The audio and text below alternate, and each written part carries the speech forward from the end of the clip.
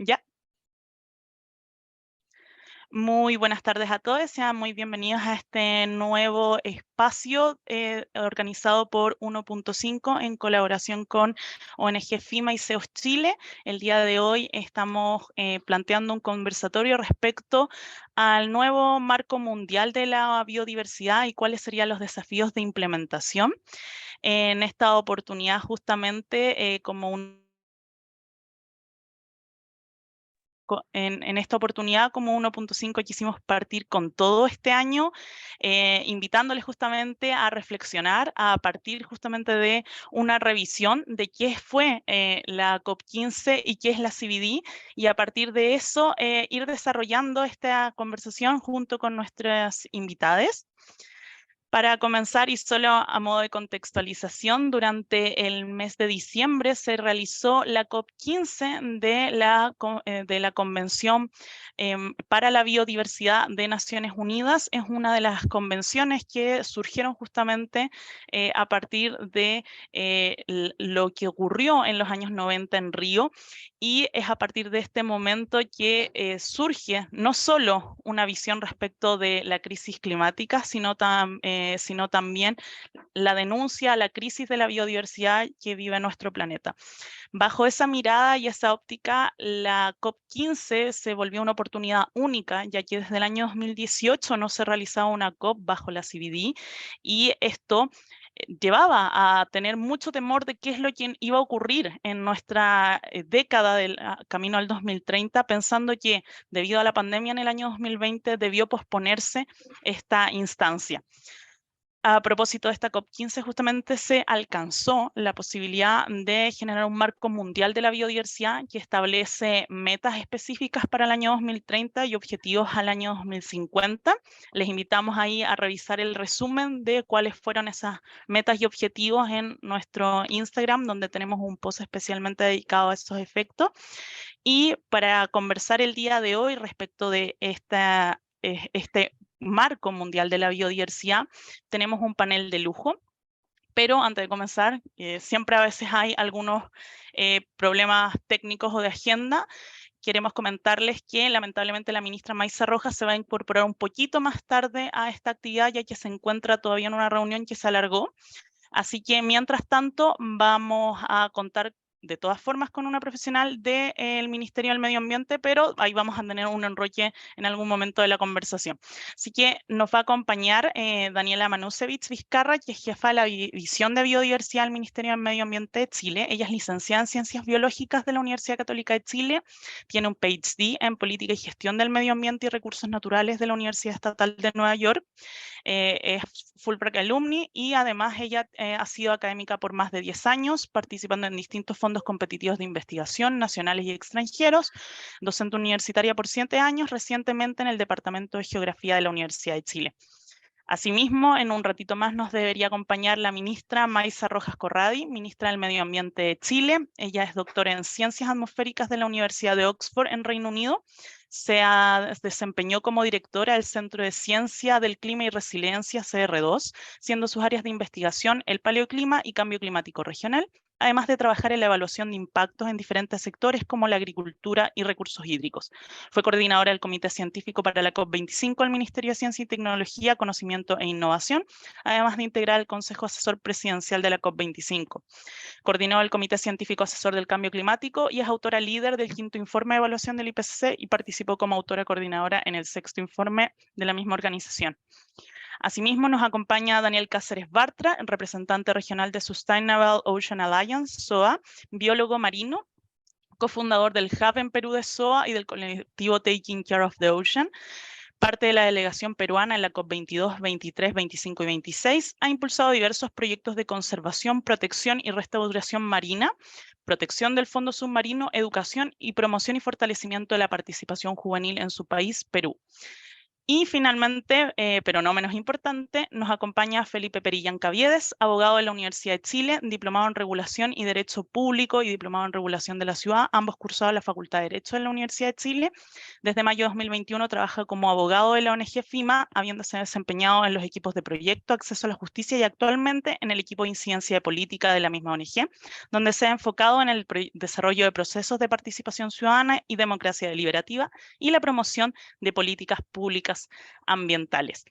Solo recordarle a nuestro panel que durante el panel van a tener un máximo de 3 minutos de respuesta por cada una de las preguntas. Y solamente para comenzar, y bueno, acá ya también dejando de compartir pantalla de nuestra ficha y mostrándoles las caras de nuestros panelistas, queremos partir con agradeciéndoles primero por su presencia en esta actividad y partir preguntándole, quizás en el orden de presentación, en este caso Daniela, ¿cuál crees que fue el rol de América Latina en general y de Chile en particular en la COP15 de la CBD?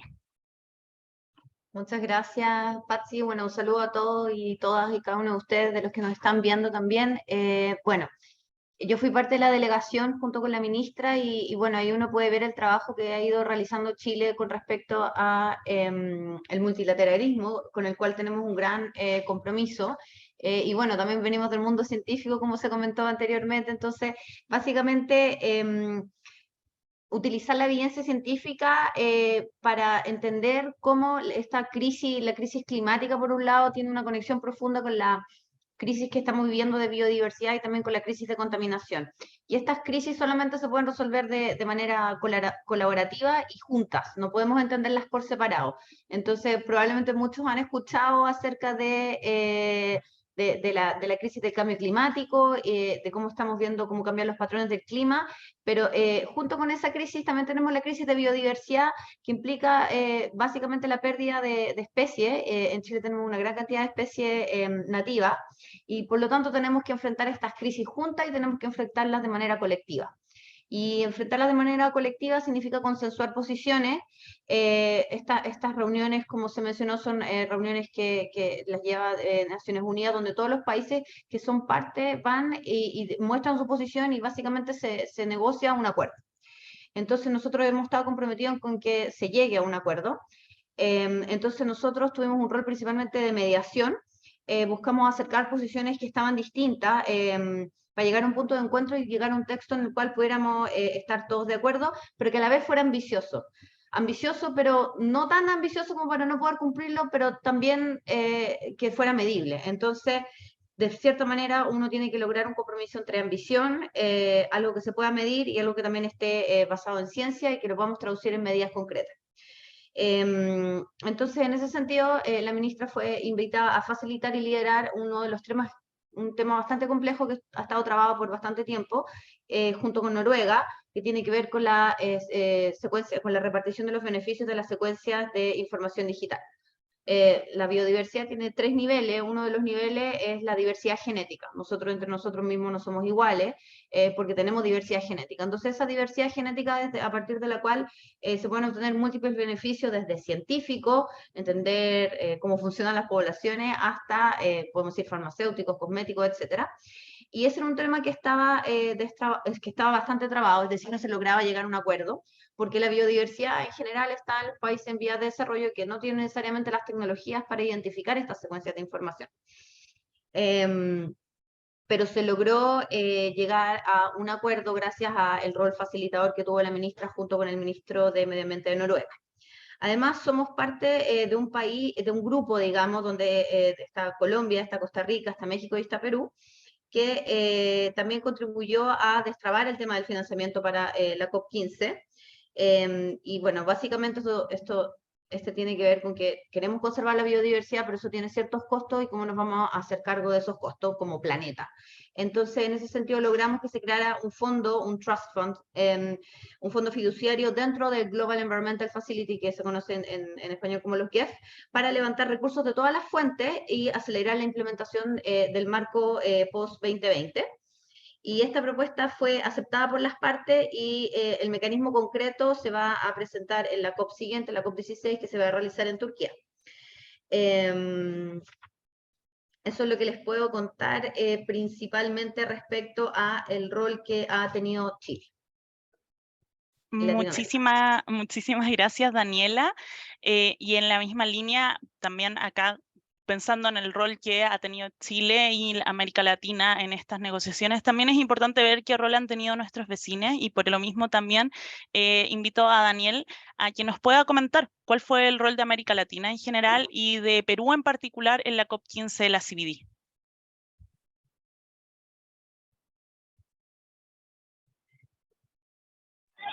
Hola, ¿qué tal? Muchísimas gracias, Patsy. Bueno, América Latina, dentro de los problemas de la biodiversidad, ha sido uno de los últimos continentes en enfrentarlo. ¿Por qué? Porque dentro del proceso de migración humana en sí, recién los humanos llegaron al continente latinoamericano, podemos decir, hace 12.000 años aproximadamente.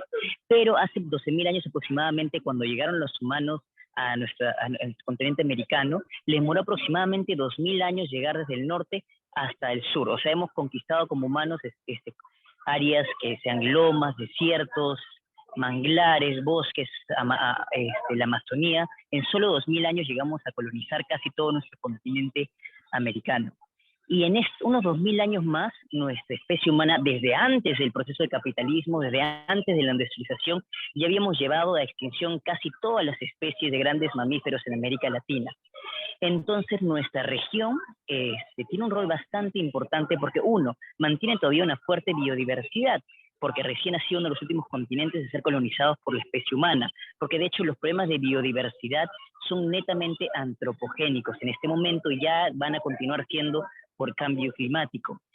Inicialmente. Entonces nuestra región tenía mucha cantidad de biodiversidad que perder y es por eso que en los últimos 50 años hemos perdido más del 60% de la población de aves, reptiles y mamíferos en nuestro continente porque todavía había mucho que perder. Entonces tenemos un rol bastante importante y creo que parte de eso también es desmitificar algunos de nuestros puntos y paradigmas sociales que tenemos sobre la biodiversidad. De hecho, el problema de la crisis de biodiversidad es muy distinto al problema de cambio climático, a pesar de que tienen causas y tienen orígenes similares, que respecto a que la pérdida de biodiversidad sí tiene raíces en diferentes clases sociales, en diferentes marcos. Y de hecho, un compromiso de nivel mundial tiene que ser asumido por todos los países y todas las comunidades. Nuestra región ha tenido un rol importante en comprender y aceptar el problema, pero también ha buscado diferenciar las soluciones diciendo que afirmando que hay comunidades que tienen responsabilidades distintas, pero eso tiene que servir para beneficio de las comunidades y beneficio de los servicios ecosistemáticos que tienen que ser mantenidos, más no como obstáculo de las propuestas de solución que necesitamos frente a la pérdida de biodiversidad. Frente a una crisis tenemos que enfrentar las soluciones y tenemos que tomar las soluciones necesarias que los científicos plantean. Es un problema que ya se conoce las raíces y tiene que enfrentar, ya las medidas se conocen directamente. Entonces tenemos que asumir como Latinoamérica los compromisos sin buscar obstaculizar por diferencias que hay. Muchísimas gracias, Daniel. Y en la misma línea te pedimos, Felipe, si nos pudieras también comentar, y también desde la mirada, desde las organizaciones de la sociedad civil, ¿cuál crees que fue el rol de América Latina en general y de Chile en particular en la COP15 de la CBD? Sí, ¿se escucha bien? Ya. Bueno, primero agradecer la invitación. Y luego, bueno, han dicho bastante ya mis copanelistas, así que voy a tratar de ser un poco más breve. Respecto al rol de Chile, Latinoamérica, yo diría el sur global en general, cumple en estas instancias el rol de dar visibilidad a una situación, de hecho, respecto a la biodiversidad que existe y que se está perdiendo. O sea, en el sur global está la mayor cantidad de biodiversidad que existe en el planeta. Sin embargo, también representa a poblaciones en una peor situación económica comparativamente hablando con el norte global.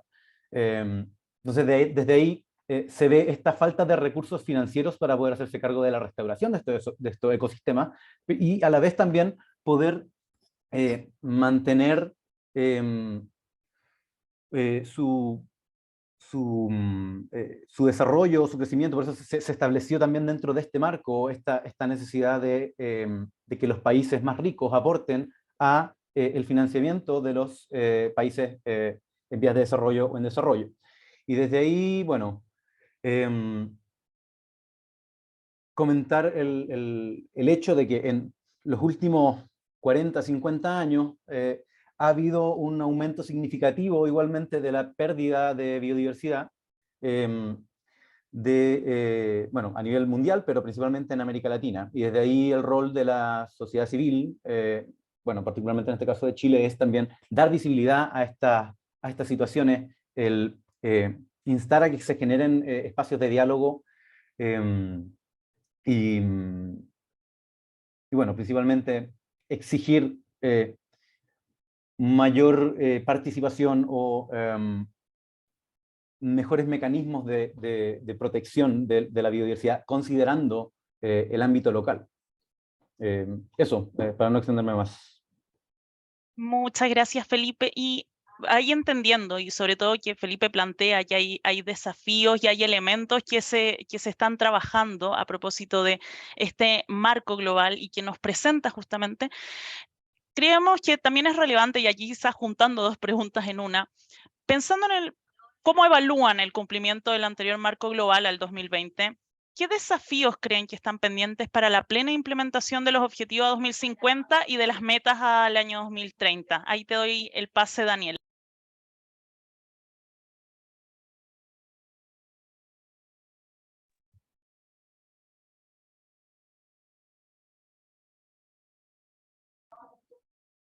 Perdón, no escuché bien, ¿dijiste Daniel o Daniela? Daniela, Ya, pero sí, ¿qué tal? Me confundí. Entonces la no te preocupes. pregunta era los principales desafíos.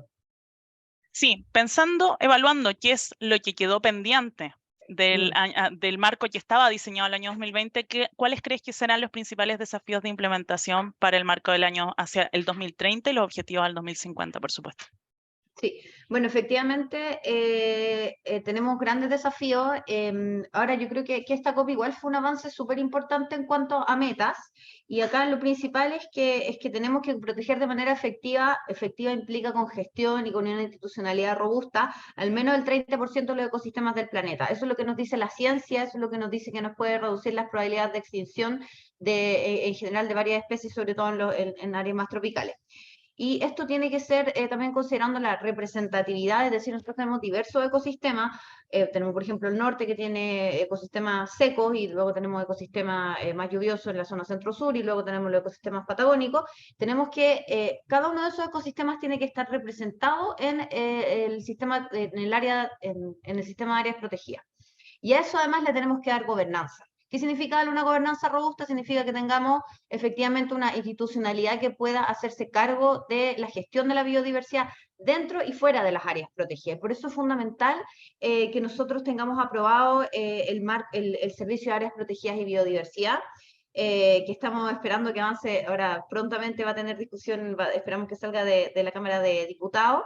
Y ese es un avance fundamental y un desafío importantísimo para hacernos cargo efectivamente de la conservación de la biodiversidad dentro de las áreas protegidas, pero también fuera. Recordemos que las especies exóticas invasoras son una amenaza súper importante para la biodiversidad, y por eso también es que necesitamos tanto este servicio, que no solo se va a hacer cargo dentro de las áreas protegidas, sino que también fuera. También acá hay una meta muy importante que considera una de restauración, es decir, que tenemos que recuperar las funciones ecosistémicas de todos los paisajes, y nuevamente esperamos que al menos el 30% de las áreas degradadas a nivel global se encuentren bajo medidas de restauración efectiva. Entonces, básicamente lo que tenemos que hacer aquí es avanzar en la implementación, y también la implementación requiere financiamiento. Hoy en día tenemos que el gasto público es menor a $2 por hectárea, por lo menos en Chile, y eso equivale a menos del 0.1% del PIB. Entonces tenemos que empezar a hacernos cargo, tanto público como privado. Esperamos que con el Servicio de Áreas Protegidas y Biodiversidad avancemos con fondos públicos, pero también es fundamental que todos los sectores de la sociedad nos hagamos cargo de la biodiversidad, y eso efectivamente significa levantar fondos. Y por ejemplo tenemos la creación del Fondo Naturaleza Chile, que es algo que se ha estado apoyando desde el Ministerio con fondos públicos. Sin embargo, es necesario fortalecer este tipo de fondos y aumentar todos los recursos que nos apunten a conservar la biodiversidad, porque así como disfrutamos de ella, también tenemos que hacernos cargo de la biodiversidad, y eso implica financiamiento de todas las fuentes. Eso yo diría que son los principales desafíos en los cuales tenemos que avanzar rápido, porque como sabemos, la pérdida de biodiversidad está avanzando muy, muy rápido, entonces también nosotros tenemos que ser capaces de fortalecer la institucionalidad, responder, financiar y llevar a la práctica en el fondo todas estas metas que hemos acordado globalmente. Eso diría yo que son uno de los principales desafíos. Daniela, muchas gracias. Y ahí tal vez, y solo para darle un poco más de dinamismo también a la conversación, pensando también en algunas preguntas que han salido en el chat. Por un lado, ¿qué medidas creen ustedes que puede implementar el gobierno chileno, de qué manera hoy lo está haciendo para asegurar la conservación de la biodiversidad local, teniendo como protagonista a las comunidades? Y aquí después tal vez podríamos dar el pase a Felipe con ese tema, pero ¿y qué medidas crees también concretas, justo pensando también en esta idea de lo social, las comunidades, los derechos de las comunidades indígenas, también las comunidades locales, qué medidas concretas se podrían implementar en Chile para lograr empleos con soluciones basadas en la naturaleza? Bueno, puedo sonar un poquito disco rayado, pero voy a volver a insistir con el Servicio de Áreas Protegidas de Biodiversidad, porque efectivamente hoy día sabemos, por ejemplo, de que cuando se crean áreas protegidas, todas las comunidades que están alrededor de las áreas protegidas, se empieza a formar una economía que es principalmente, muchas veces familiar, son los alojamientos, el turismo, y en el fondo se va creando como una especie de hub respecto al área protegida. Esas son unas figuras de áreas protegidas que son como los que uno más conoce, los parques nacionales, etcétera, pero efectivamente también hay muchas comunidades que quieren hacerse cargo de sus propias áreas a través de los santuarios de la naturaleza, y también estamos buscando avanzar en paisajes de conservación, pero todo eso tiene que implicar, digamos, una gobernanza robusta que esté detrás, y en eso es importante el Servicio de Áreas Protegidas de Biodiversidad, para que trabaje junto con las comunidades para poder conservar y generar estos economías verdes, empleos verdes, porque son principalmente servicios, y los servicios son cosas que hace la misma persona, o sea, la misma familia, desde el alojamiento, la comida, el turismo. Entonces al final lo que termina pasando es que como mi economía depende de que yo tenga esta área protegida, voy a cuidarla porque también es parte de mi vida. Entonces, en ese sentido, ir avanzando por ese camino, y bueno, también puedo hablar un poquito más de soluciones basadas en la naturaleza, pensando en infraestructura verde, y en todo esto como paradigmas que estamos tratando de mover y de meter que la idea de desarrollo tiene que ir vinculada a la conservación de la biodiversidad. Es fundamental entender como país y avanzar como en este cambio de paradigma de que existen los empleos verdes, de que es importante avanzar en esto y que eso realmente es el futuro. Muchísimas gracias, Daniela. Y en esa misma línea, y ahora quizá haciéndole enroque con Daniel, nos gustaría como saber también qué desafíos ves tú que quedaron pendientes del marco hacia el año 2020 y qué desafíos crees o representa la implementación justamente de este nuevo marco global hacia el año 2030 y los objetivos finales hacia el año 2050. Bueno, los principales desafíos que tenemos en nuestra región, yo diría que son tres. Bueno, tenemos el de financiamiento, que creo que todos estamos de acuerdo, que cómo tiene que ser el flujo de financiamiento, que ya la mayoría de países están de acuerdo que sea desde el hemisferio norte al hemisferio sur, de los países desarrollados a los no. El segundo es la tecnología, capacitación y los conocimientos necesarios para esto. Pero yo creo que el tercer desafío, que es el más importante, que es uno que nos estamos conversando mucho en todos los países, el tema de los paradigmas locales para poder implementar los acuerdos necesarios. Como mencioné al inicio, los acuerdos del marco de la biodiversidad están enfocados para atacar la biodiversidad. Es un acuerdo que es distinto, por ejemplo, de los acuerdos climáticos, porque los acuerdos climáticos ya sabemos que la mayoría de emisiones es en un gran sector, pero en la pérdida de biodiversidad es en la mayoría de sectores. Entonces sí es bastante transversal y toca a diferentes personas. O sea, no es que hayan medidas justas o no justas frente a la biodiversidad. Frente a una crisis hay medidas necesarias que tenemos que tomar y medidas que vamos a optar para tomar porque son las necesarias, o medidas que no vamos a tomar porque no nos parecen que nos va a afectar a un grupo o un específico o a la población entera. En el marco de la biodiversidad tenemos que ver que no es frente a una crisis de pérdida de biodiversidad necesitamos medidas ecologistas, que nos incorporan como especie humana dentro del ecosistema de la naturaleza y no nos ponen a nosotros como prioridad. en el sistema. Las medidas necesarias frente a una crisis tienen que ser acatadas. ¿Y por qué me refiero al tercer punto y el tercer desafío como a, enfrentar los paradigmas? Primero, tenemos que tocar temas incómodos como el aumento de la población humana. Toda especie, no importa su clase social, no importa dónde vive, no importa qué patrón de consumo tiene, necesita una demanda basal de sobrevivencia. Que en algunos casos esa demanda basal de sobrevivencia requiere de la biodiversidad, ya sea de la pesca, ya sea de recursos genéticos, ya sea de recursos de poblaciones. Otro punto de paradigmas incómodos son el tema de especies invasoras, que lo tenemos en el artículo también. Tenemos que enfrentar el problema de las especies invasoras.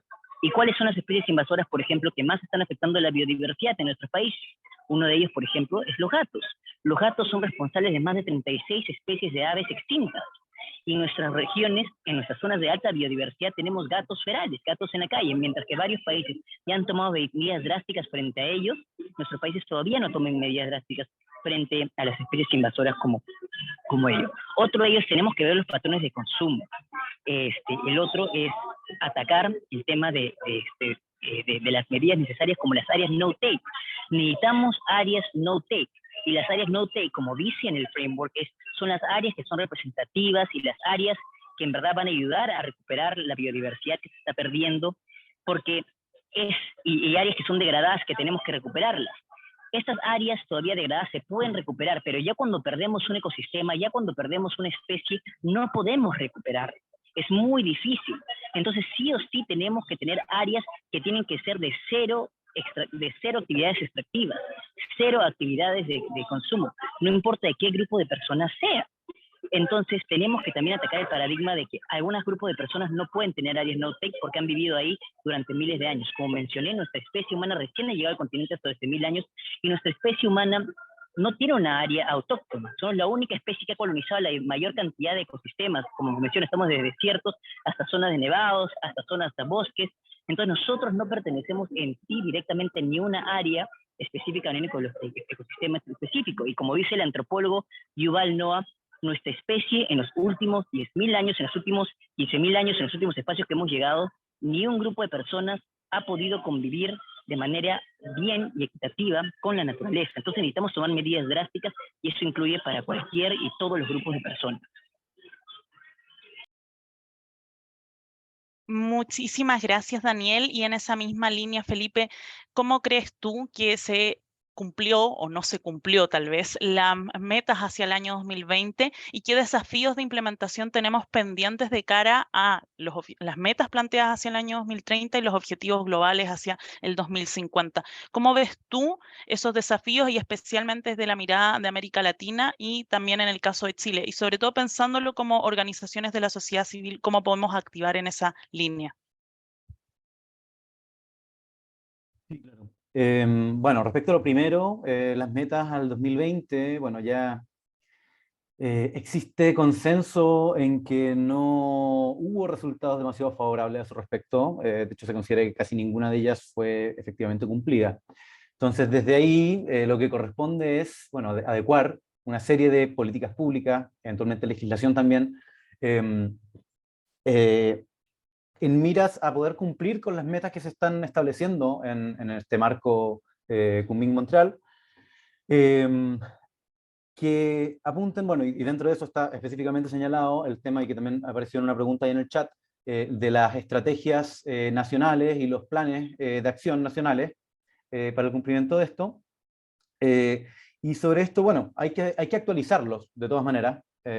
Esa es una cuestión que está pendiente. La estrategia nacional actual considera el 2030, pero el 2030 es uno de los plazos que considera este propio acuerdo nuevo. Entonces, esto implica que tenemos que actualizar de forma anticipada, o deberíamos actualizar de forma anticipada la estrategia nacional de conservación de la biodiversidad, y en ella también debiesen integrarse una serie de sitios prioritarios que ya han sido identificados en las distintas regiones, y que ya un tema quizá un poco más leguleyo, pero para efectos, por ejemplo, del sistema de evaluación de impacto ambiental, aquellos sitios prioritarios para la conservación que son considerados son aquellos que están en la estrategia nacional, más no aquellos en las regionales.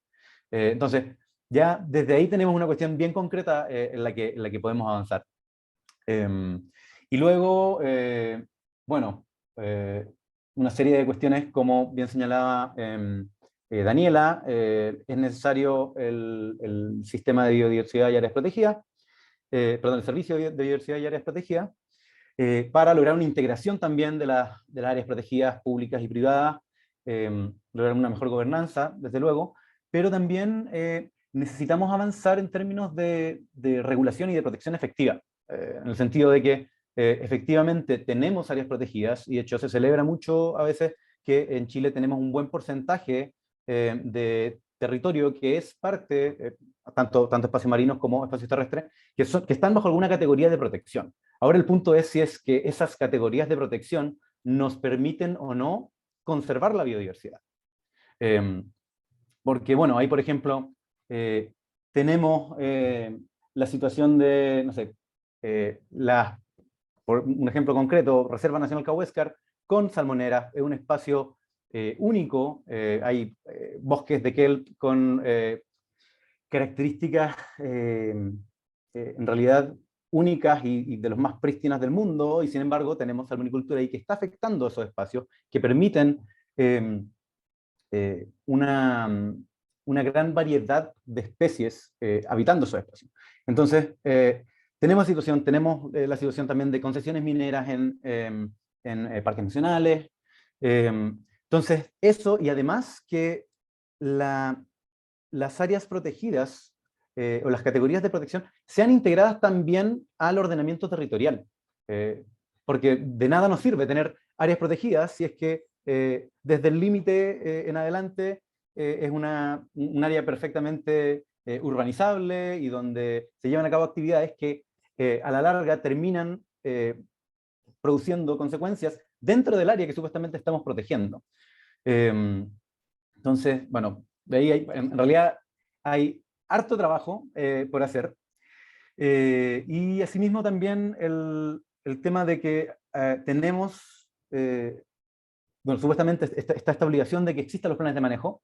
De partida faltan muchísimos planes de manejo para las áreas protegidas, y luego también necesitamos instrumentos de gestión que no cedan ante otro tipo de decisiones. Con el mismo caso de los planes de manejo. Tenemos en algunos casos planes de manejo, pero se otorgan RCA, resoluciones de calificación ambiental, que finalmente le ganan, por decirlo de alguna forma, al plan de manejo y se llevan a cabo actividades en circunstancias en que no se debiese poder.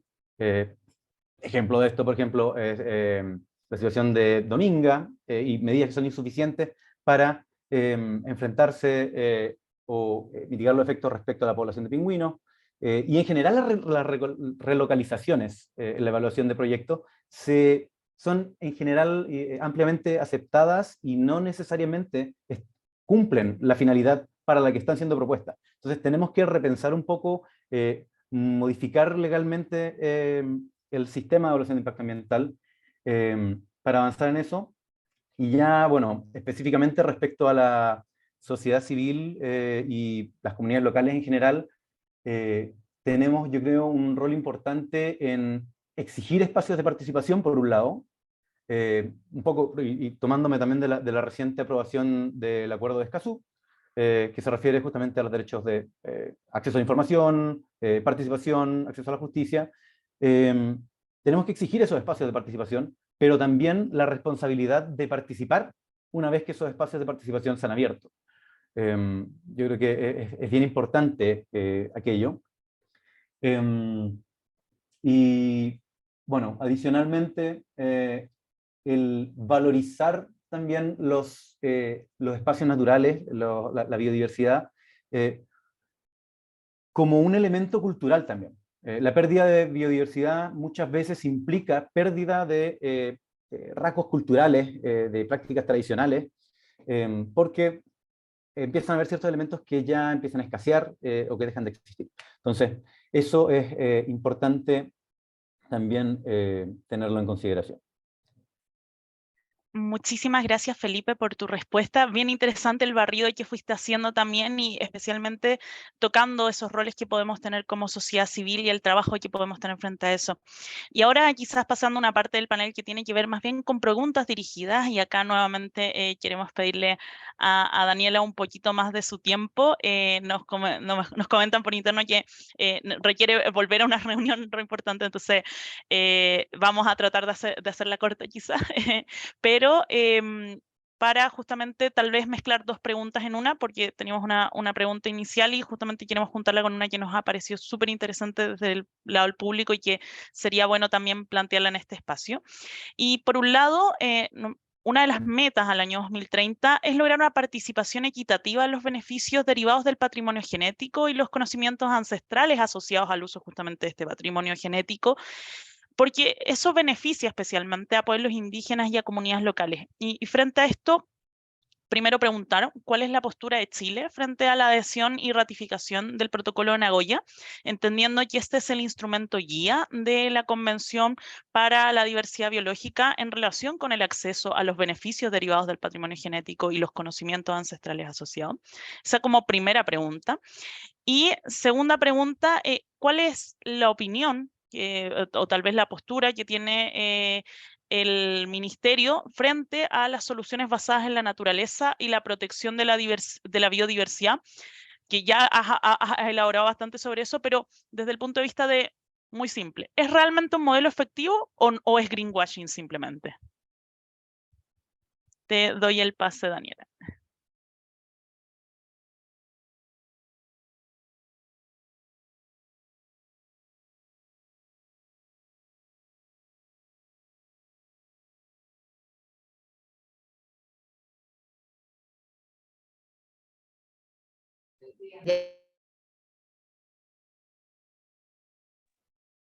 ¿Aló? ¿Ahí sí me escuchan? Ya, súper. Ya, voy a partir con la última. Un poquito como lo comenté antes, o sea, todo el tema del entendimiento sobre la crisis de biodiversidad desde el punto de vista de la evidencia científica fue relevado por Wilson en estudios de, a lo mucho estamos hablando de 1980, 1970, entonces estamos hablando de que para la humanidad en general el tema de la crisis de la biodiversidad es un tema nuevo. Y estamos tratando, yo creo, como humanidad de crear conceptos con los cuales gobernarnos. Y en ese sentido, las soluciones basadas en la naturaleza, las soluciones basadas en los ecosistemas o en los procesos naturales, que en el fondo se ya apunta como el espíritu, yo creo, de la idea, son conceptos que tienen que ser definidos y gobernados. Entonces, en ese sentido, yo a priori no creo que un concepto es bueno o es malo o es de una determinada forma a priori, más bien se va a convertir en lo que nosotros lo convirtamos. ¿Qué quiero decir con esto? Bueno, que si hay participación ciudadana, si hay evidencia científica, si efectivamente apuntamos a que sean soluciones que apunten a, como mencioné al principio, a apuntar a la crisis climática y a la crisis de biodiversidad y idealmente también a la crisis de contaminación, son soluciones basadas en la naturaleza. Y esas soluciones no van a ser vacías, porque ya sé, ya punto que va la observación del greenwashing, si es que nosotros, si es que existe, digamos, una gobernanza detrás de eso que permita que esto no sea greenwashing. Entonces, no son conceptos que están predefinidos. Esos conceptos tienen que ser gobernados y no están, no se escriben en o sea, en un papel puede significar una cosa, pero en la práctica cualquier concepto puede significar muchas cosas y eso va a depender principalmente de la gobernanza que hagamos del concepto. Entonces yo creo que ahí es donde hay que apuntar a la gobernanza de qué es lo que va a implicar las soluciones basadas en la naturaleza, qué es lo que va a implicar las soluciones basadas en los ecosistemas y cómo vamos a relevar los procesos naturales para darle solución a los problemas que estamos viviendo. Ahora, respecto a lo que a Nagoya, bueno, nosotros por parte como delegación apoyamos la incorporación de la repartición de beneficios de los recursos genéticos, pese a no ser parte aún de Nagoya. Y bueno, sobre este último punto quisiera mencionar que existe, por lo menos de nuestra parte, una disposición de ratificar el protocolo de Nagoya, pero esta es una decisión que se debe tomar junto con otros ministerios. Esta reunión nosotros volvimos hace 20 días y todavía tenemos que un poco procesar todo esto y tenemos que conversar con Agricultura, con Relaciones Exteriores, pero como Ministerio de Medio Ambiente es guiarnos por los mecanismos establecidos por el Convenio de Biodiversidad para cumplir con los 3 objetivos propuestos por la Convención y avanzar en la discusión de una normativa nacional sobre recursos genéticos. Muchísimas gracias, Daniela. Ha sido súper importante tener este insight respecto al Ministerio del Medio Ambiente, sobre todo por la participación que han tenido, no solo a propósito de la COP15, sino también lo que ocurrió en la COP27, y entendiendo que hay una vinculación indisoluble en esta crisis climática y en la crisis de la biodiversidad. Así que muy agradecidos por tu presencia y mucho éxito en la reunión. Saludos Quisiera a la agregar una sola ministra. cosita respecto a la discusión del Servicio de Áreas Protegidas de Biodiversidad, que es lo que nos da soporte. Bueno, nosotros, como les comenté, estamos prontamente ingresando, y también vi que habían algunas preguntas. Estamos ingresando prontamente, va a estar en discusión, y tenemos un hashtag que queremos tirar a redes sociales, que es Ley para la Naturaleza. Así que si se sienten vinculados a apoyar esto, nosotros creemos que sí es súper importante. Sin gobernanza, los compromisos quedan un poco en el papel, entonces necesitamos ir a avanzar en ese sentido, en que tengamos una ley. Tenemos también una página, y lo estamos todo poniendo bajo este título de Ley para la Naturaleza, que nos va a permitir dar gobernanza efectiva y gestión efectiva a las áreas protegidas y fuera de las áreas protegidas. Entonces, Ley para la Naturaleza. Así que muchas gracias, y los tengo que dejar ahora. Que estén muy Bueno, bien. muchas gracias, Daniela. Me gustaría ahora darle el pase a Daniel Cáceres respecto justamente a una pregunta que tenemos especialmente planteada en relación justamente con tu tema, quizás, Daniel, que es: entendiendo que la crisis de la biodiversidad también ha impactado profundamente en los océanos, y sin olvidar el rol vital que tienen también estos ecosistemas para combatir el cambio climático, ¿qué compromisos se alcanzaron primero en la COP15 y qué crees que quedó pendiente para proteger efectivamente a los océanos? ¿Qué desafíos de implementación ves, además justamente de aquello que ya se adoptó en esta instancia en Montreal? Muchas gracias, Pati. Bueno, el patrón de pérdida de biodiversidad empezó en los ecosistemas terrestres, primero por extracción directa, ya sea por caza, por consumo de animales directamente, o consumo de flora también, y después por pérdida de hábitat. Hoy día la mayoría de pérdida de biodiversidad viene por pérdida de hábitat. Lo mismo está ocurriendo en el océano. Primero, las principales causas de pérdida de biodiversidad empezaron por extracción directa, ya sea por pesca, o por extracción en las zonas marino-costeras, pero hoy en día ya también la pérdida de biodiversidad en el océano es por pérdida de hábitat. Igual, el mismo patrón que ocurrió en el ecosistema terrestre está ocurriendo en el ecosistema marino, y también por pérdida de hábitat. ¿Por cómo? Por la acidificación marina, por la contaminación, por aparejos de pesca que modifican los ecosistemas. Entonces, esas son las causas de pérdida de biodiversidad en nuestro océano. Y tenemos dos cosas que han ocurrido en Montreal que buscan solucionar este patrón. Primero es el 30x30. El 30x30 es que tengamos 30% de nuestro mar también protegido dentro del marco de protección para el 2030. Y ojo, que este punto es bastante importante porque, por ejemplo, para Perú subieron al 6% su área de protección marina, pero usando una protección que no afectaba, por ejemplo, las actividades preexistentes. Entonces, todas las actividades extractivas se siguen manteniendo. Entonces, era importante mencionar que en el 30x30, en verdad, sean 30% de nuestro mar protegido, que sean zonas que están siendo comercialmente explotadas y que ya no van a hacerlo, no áreas que no se está explotando absolutamente nada, pero vamos a decir que las protegemos ahorita y no vamos a permitir que nada obtenga.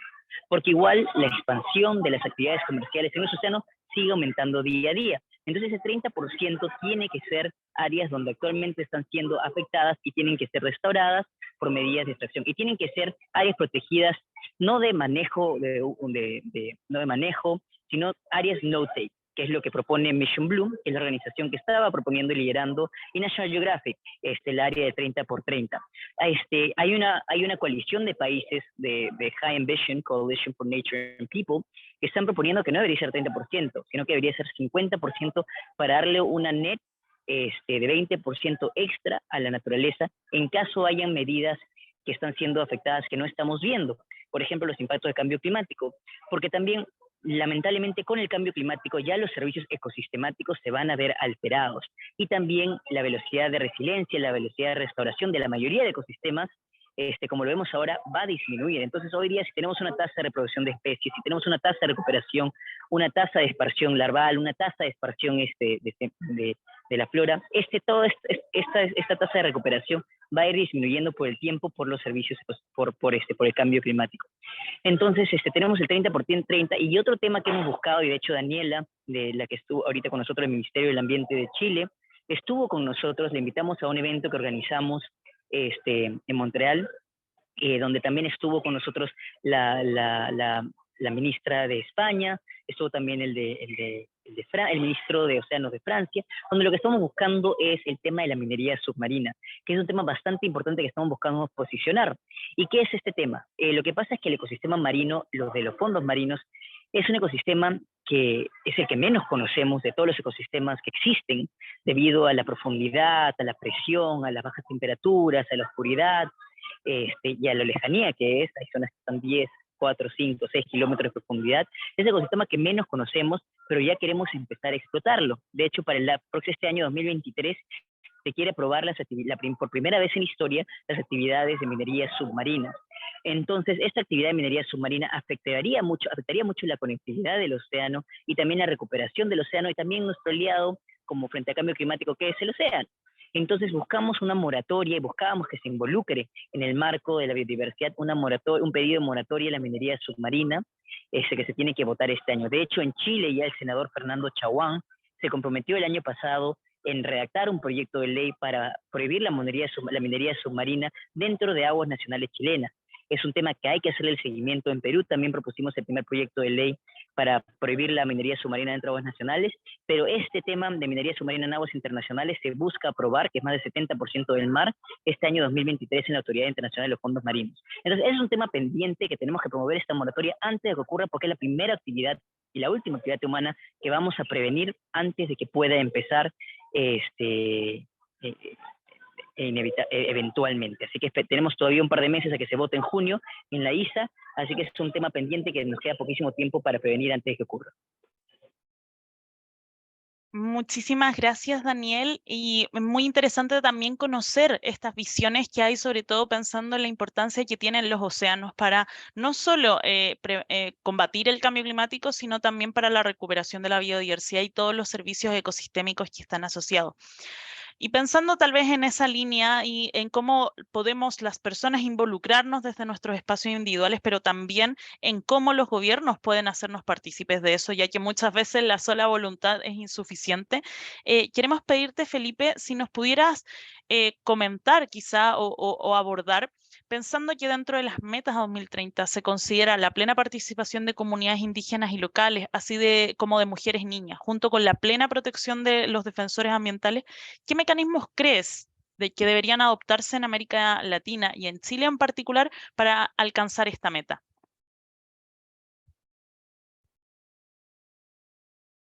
Te dejamos el pie ahora para que nos puedas comentar en torno a esa idea. Ahí sí, que no me dejaba abrir el micrófono.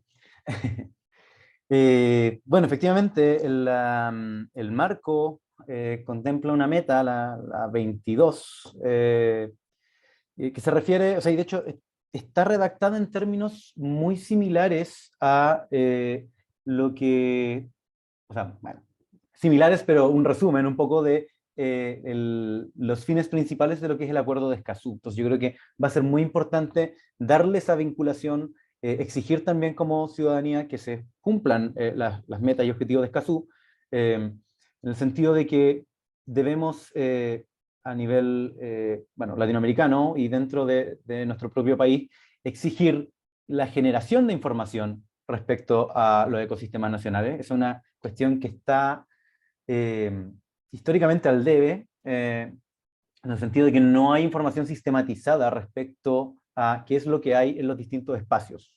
Y eso, a su vez, es una dificultad al momento de evaluar si es que podemos o no llevar a cabo alguna actividad en un espacio determinado.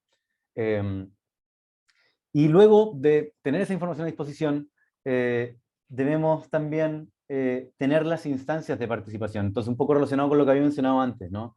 El exigir a nuestras autoridades que abran espacios de participación, que esos espacios de participación sean espacios deliberativos y que permitan que haya una incidencia y no sea que no sea participación a un nivel meramente consultivo. Y luego, por supuesto, también tener mecanismos para poder exigir el cumplimiento de estas obligaciones. Y claro, esta meta que se ha establecido contempla todo esto y, como bien decías, la inclusión de poblaciones indígenas, mujeres y niñas. Eso va a implicar también, o debería implicar, la consideración de las consultas indígenas en los casos en los que sea pertinente. Habla también bastante, y yo creo que es una gran innovación respecto a la equidad y la perspectiva de género en la toma de decisiones. O sea, se hace cargo de una realidad histórica muchas veces también invisibilizada. Y bueno, para Chile en particular, pareciera interesante ver qué es lo que podemos hacer, porque bueno, esto, como digo, va a requerir para su implementación una serie de cambios normativos, muchos de los cuales no son posibles o se ven limitadas muchas veces por por criterios constitucionales, por ejemplo. Y ahí es interesante también ver que pese a que, bueno, venimos saliendo de un proceso constituyente donde fue rechazado, que tenía un bastante robusto capítulo sobre medio ambiente, y sin embargo, es uno de los aspectos mejor evaluados dentro de ese proyecto, al punto de que en el acuerdo de las bases institucionales para la nueva Constitución se estableció que Chile se compromete al cuidado de la conservación de la naturaleza y la biodiversidad. Y eso se estableció específicamente en esa base del acuerdo. Y parece, o sea, a mí por lo menos se me hace bastante interesante que se haya puesto el concepto biodiversidad como una base. Eso implica que va a tener que ser desarrollado en el nuevo proceso que venga. Y esto también alineado con que, bueno, Chile es parte también de Naciones Unidas y desde Naciones Unidas también se actualizó el concepto respecto a lo que tenemos actualmente en la Constitución, sobre cuál es el derecho al que estamos apuntando. Actualmente es el derecho a un medio ambiente libre de contaminación. En el caso de esta resolución, se busca garantizar el medio ambiente sano. Lo cual implica un cambio de nomenclatura que no es solo nomenclatura, digamos, tiene consecuencias prácticas respecto a cómo estamos entendiendo el problema, y el medio ambiente sano implica necesariamente a la biodiversidad. Y asimismo, volviendo a Escazú, también se considera el derecho al medio ambiente sano. Entonces, ahí hay un desafío de todas las personas de poder exigir esto, poder avanzar hacia que todos estos instrumentos que hemos ido mencionando conversen y que nos permitan, en definitiva, poder hacer que esta serie de objetivos y metas no sean solamente objetivos y metas en abstracto, sino poder darle una bajada concreta. Muchísimas gracias, Felipe. Y bueno, ya pensando ya en pasar a la parte de las preguntas, tenemos un montón de preguntas en el chat y bajo esa idea queríamos también abrirlas al panel, pensando en que al menos nadie ha puesto como una pregunta específica y en particular como dirigida a una persona de los panelistas. Entonces, queríamos partir como por un par de preguntas, porque son un montón, entonces quizá escogiendo. Hay una de las preguntas que nos pareció muy interesante, que es el tema del financiamiento, planteado como el principal cuello de botella para restauración y conservación de la naturaleza, y entendiendo que el financiamiento tiene que ser multinivel, venir de todos los actores. ¿Existen proyectos reales dentro de los planes, por ejemplo, en sus países o a nivel internacional, para transferir efectivamente el financiamiento a ese objetivo, es decir, hacia restauración, hacia conservación, Pensando, por ejemplo, si bien son temas separados, porque, por ejemplo, el tema de red, los resultados como el programa de bosques o el tema de los créditos domiciliarios de carbono entran dentro de las categorías más bien del Acuerdo de París y de la Convención Marco de Naciones Unidas contra el Cambio Climático. Sí, pensando el financiamiento desde el punto de vista de la restauración y conservación bajo la CBD, ¿qué mecanismos estiman ustedes que existen para ese financiamiento? También pensando un poco en esta promesa que se realizó a propósito de la COP15 de crear un fondo de financiamiento a nivel global. Quizás ahí dándole el pase a Daniel, si nos pudieras contar un poquito ahí sobre este tema. Bueno, dentro de los acuerdos, tenemos el acuerdo de 200 billones de dólares para enfrentar la pérdida de biodiversidad. Y también algo que todos los países han estado de acuerdo es el flujo del financiamiento que tiene que haber. Pero también es que es de los países desarrollados hasta los menos desarrollados, entre comillas. Pero también dentro de los artículos está el tema de financiamiento de empresas y financiamiento local. Y creo que eso es algo bastante importante de mencionar porque hay una responsabilidad nacional dentro de cada país y hay responsabilidades locales de las empresas también en asumir financiamiento de eso. En el caso, por ejemplo, de Perú, tenemos bastante la promoción de las áreas de conservación privada.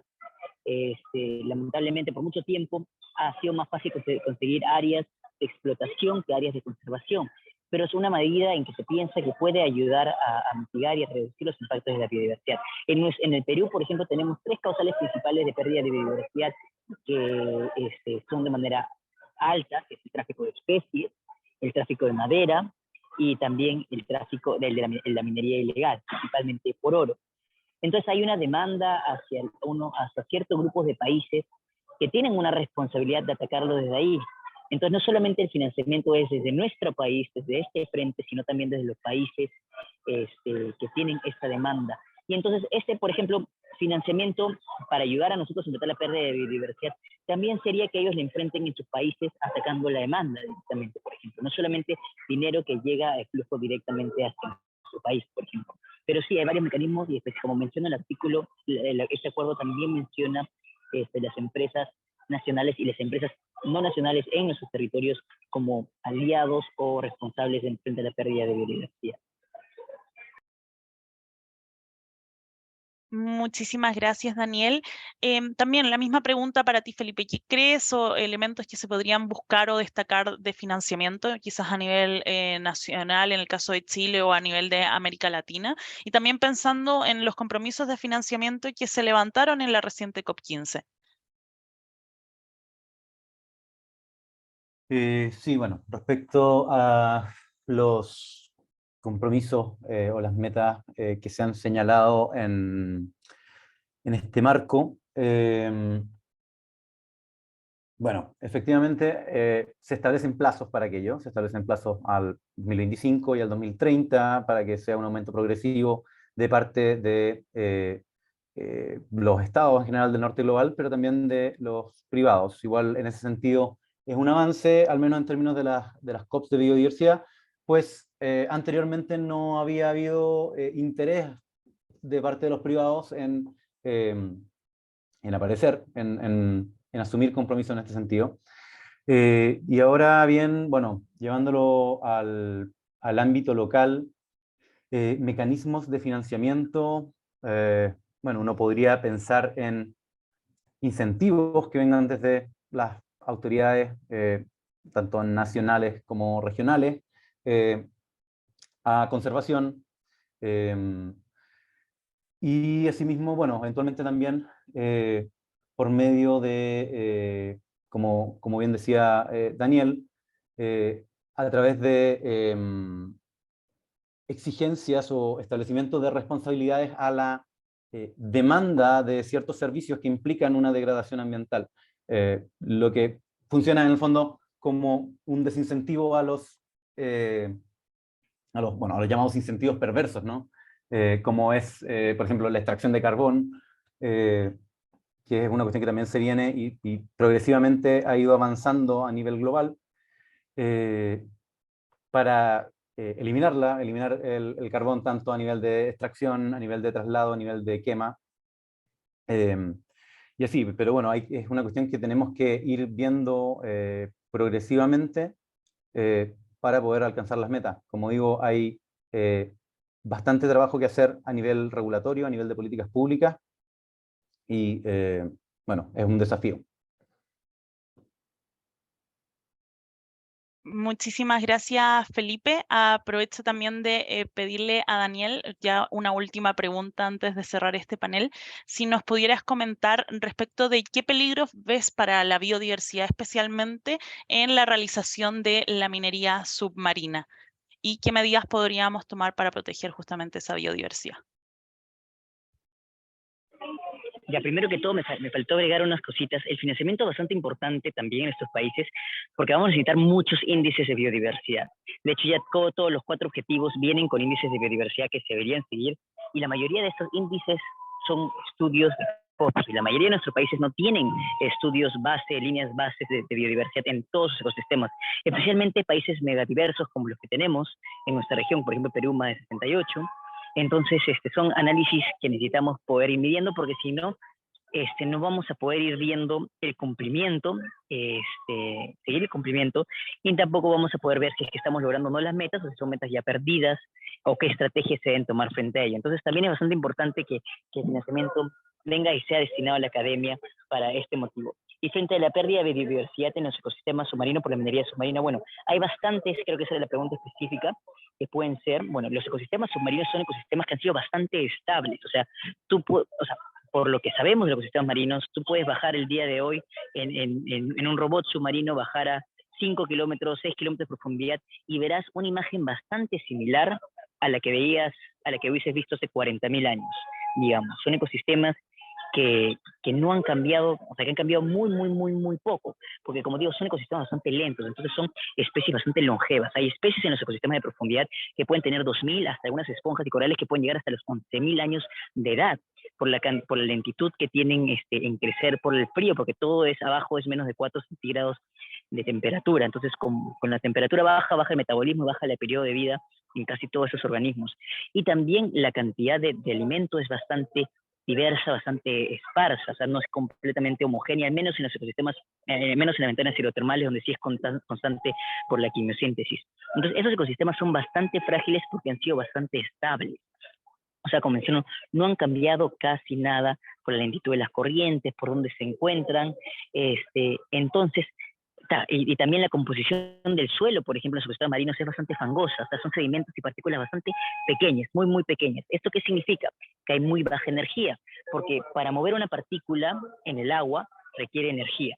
Entonces, por ejemplo, en una playa, en una playa que tiene rocas o partículas bastante grandes, vas a saber que hay olas o hay movimiento de agua fuerte, porque se requiere esa fuerza para mover una piedra. Mientras que un ecosistema que tiene partículas muy pequeñitas, te has dado cuenta que ha estado baja energía, porque cualquier energía fuerte que viene y lo levanta y lo mueve todo. Entonces, la mayoría de estos ecosistemas tienen partículas bastante pequeñas, entonces vemos que han tenido muy pocos disturbios y bastante estabilidad. Entonces, si viene una máquina grande, no solamente va a alterar el ecosistema, extrayendo los minerales, sino todo este levantamiento de sedimento que va a generar, que está lleno de diferentes tipos de minerales, también pueden sofocar los organismos que vienen en la columna de agua, y además, como la mayoría de secuestración de carbono que ocurre en el océano, y toda esa secuestración de carbono ocurre en la atmósfera, de ahí lo secuestran en el océano y de ahí cae hasta los fondos submarinos. Si todo este levantamiento de sedimentos se levanta y sale, de ahí lo que vamos a ver va a ser que posiblemente tengamos una liberación de carbono y el océano se convierte en un emisor en vez de un secuestrador de carbono eventualmente. Entonces, esto también es uno de los problemas que podríamos tener frente a la minería submarina, y es por eso que es tan importante que una moratoria, una prohibición, como ya dijo Francia, digamos, o una pausa, como está proponiendo Chile y Costa Rica. Muchísimas gracias, Daniel. Súper completo también entender un poco este problema y los riesgos que representa justamente para la biodiversidad marina, y también justamente pensando en que la salud del océano es también la salud del planeta, lo que representa la minería submarina para nuestro planeta también en su impacto respecto al secuestro de carbono. Y finalmente, solo para finalizar ya con una última pregunta, en este caso a Felipe, a petición del público justamente en el chat. Se pregunta a propósito del protocolo de Nagoya, recién la representante del Ministerio del Medio Ambiente nos había comentado que hay una intención por parte del Ministerio, al menos, de buscar la ratificación de Nagoya, y en ese sentido, de todas formas, queda harto trecho por pendiente para que finalmente se decida como una postura de gobierno, porque implica conversar todavía con otros ministerios, etcétera, pero al menos desde el Ministerio del Medio Ambiente manifestó que había una posición favorable frente a la ratificación del protocolo de Nagoya, entendida desde la posición de también compartir los beneficios derivados del uso de recursos genéticos y el patrimonio ancestral asociado. Entonces la pregunta que te hacen a ti en realidad, Felipe, y solo quería resumir el tema desde el Ministerio del Medio Ambiente, es qué postura, al menos en el caso de FIMA, tienen frente al protocolo de Nagoya, comprendiendo que provocó un fuerte rechazo en las comunidades indígenas el año 2017 cuando se intentó ratificar, y también esto conversa justamente con los temas de la consulta indígena a la luz del protocolo 169 de la OIT. Así que ahí te cedo justamente la palabra, Felipe. Ahí. Bueno, compleja pregunta. Respecto a, bueno, el protocolo de Nagoya y los fines, bueno, parece importante justamente la preservación de estos saberes, de los recursos genéticos, los conocimientos tradicionales, son fundamentales también para poder hacer frente a los problemas, de todas maneras. Y distinto es el cómo se recibe eso desde los distintos espacios. Entonces, una cosa es el objetivo y otra cosa es el cómo se ejecuta. Pareciera ser importante que para poder hacerse cargo de esa situación existan diálogos previos que permitan también la participación activa de las comunidades. Efectivamente, en Chile se ha ratificado el convenio 169 de la OIT, que implica el llevar a cabo consultas indígenas en aquellos casos donde hubieran actuaciones administrativas o legales que pudieran afectar directamente a las comunidades o pueblos indígenas. Entonces, en ese sentido, finalmente se traduce un poco también en lo que es participación, un poco lo que hemos venido hablando, dar espacios de diálogo, porque si es que no tenemos estos espacios de diálogo, difícilmente vamos a poder tener regulación, acuerdos, políticas públicas que nos satisfagan a todos y todas. Entonces, en ese sentido, es necesario que por medio de instancias de diálogo se puedan sentar las bases de qué es lo que va a implicar en la práctica la implementación de uno u otro acuerdo. Perfecto, Felipe, muchas gracias. Y también es bien relevante eso de cómo ponderamos, porque a veces está la visión estatal, pero también es relevante tomar en consideración la visión de las comunidades locales y en este caso particular de las comunidades indígenas, entendiendo que los conocimientos ancestrales tienen una relevancia justamente dentro de su propio patrimonio cultural e inmaterial. Así que muchas gracias también por plantear este tema desde una mirada desde la sociedad civil. Y quiero agradecerles tanto a Daniel como a Felipe por su presencia en el día de hoy, por participar justamente de este espacio. Ha sido sumamente enriquecedor poder escuchar sus visiones y también poder plantearnos también algunas reflexiones. Muchas veces hay temáticas que no son conocidas para todos en el público general, que muchas veces son temáticas respecto a las cuales no tenemos alguna postura, y estos espacios nos permiten también empezar a cuestionarnos, a investigar y tratar de averiguar más.